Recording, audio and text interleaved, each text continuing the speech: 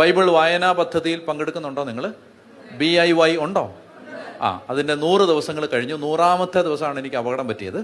99ാമത്തെ ദിവസം രാത്രിയിൽ, 100ാമത്തെ ദിവസത്തിൻ്റെ തലേന്ന്. അപ്പോൾ ഞാൻ പറയുന്നത്, സാത്താൻ അത് ഒട്ടും ഇഷ്ടപ്പെടുന്നില്ല എന്ന് നിങ്ങൾക്ക് മനസ്സിലായിട്ടുണ്ടല്ലോ.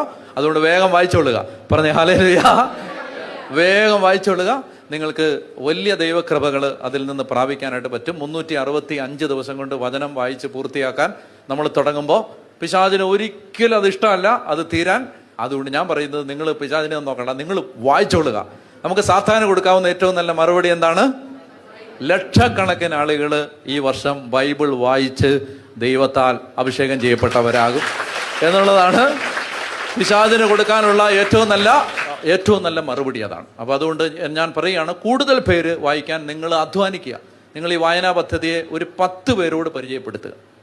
എന്നിട്ട് അവർ ഇപ്പോൾ നമുക്ക് ഇന്നത്തെ ദിവസമായി 102, ഇന്ന് 102ആയി. അപ്പോൾ നിങ്ങൾ നിങ്ങളുടെ 102 ദിവസമായി എന്ന് പറഞ്ഞാൽ അവരെ വിഷമിപ്പിക്കാതെ അവരോട് പറയുക, 1ാമത്തെ ദിവസം തുടങ്ങിക്കോളാൻ പറയുക. ഓക്കെ, 102 ദിവസമായി നിങ്ങൾ തുടങ്ങിയില്ലേ എന്ന് പറഞ്ഞുകൊണ്ട് അവരെ കളിയാക്കാൻ പോകാതെ, നല്ലൊരു ബൈബിൾ വായനാ പദ്ധതി ഉണ്ട്, ഇന്ന് 1ാമത്തെ ദിവസമാണ്, തുടങ്ങിക്കോളാൻ പറഞ്ഞിട്ട് 1ാമത്തെ ദിവസത്തെ ലിങ്ക് അയച്ചു കൊടുക്കുക. ചെയ്യാൻ പറ്റില്ലേ?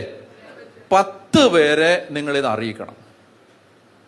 വായിക്കാത്ത 10 പേരെ നിങ്ങളതിൽ പങ്കാളിയാക്കണം.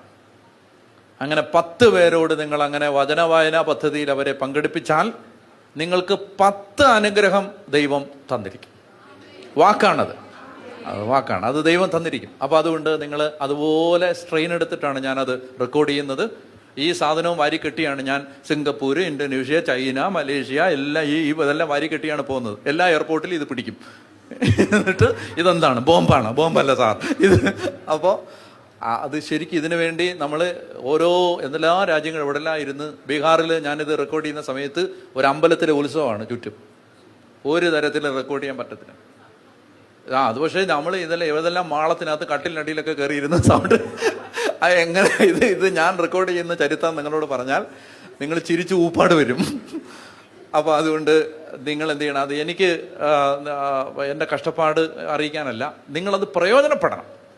നമുക്ക് എന്ത് കഷ്ടപ്പാട് അതിനു വേണ്ടി സഹിക്കാനും സന്തോഷമേ ഉള്ളൂ. പക്ഷേ നിങ്ങൾ എന്ത് ചെയ്യണം? നിങ്ങളതിനു വേണ്ടി അതിന് പങ്കാളിയാവണം. അത് അറിയാത്തവരെ അറിയിക്കണം. എന്നിട്ട് ഇഷ്ടംപോലെ ആളുകളെ വചനം വായിക്കാൻ പ്രേരിപ്പിക്കണം. ഒരു ദിവസം ഒരു 25 മിനിറ്റ് ചെലവഴിച്ചാൽ 1 വർഷം കൊണ്ട് ബൈബിൾ വായിച്ചു തീർക്കാം.